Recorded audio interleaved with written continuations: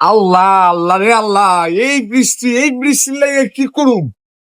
এই বৃষ্টির লাগে না পারতাছি কি জানি কইতাম ভিডিও করতাম।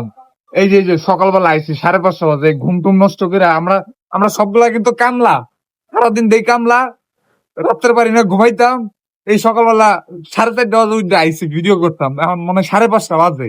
দেখেন কি পরিমাণ বৃষ্টি, আর এই যে চুরগুলা চেহারা দিতে হয় না হঠাৎ।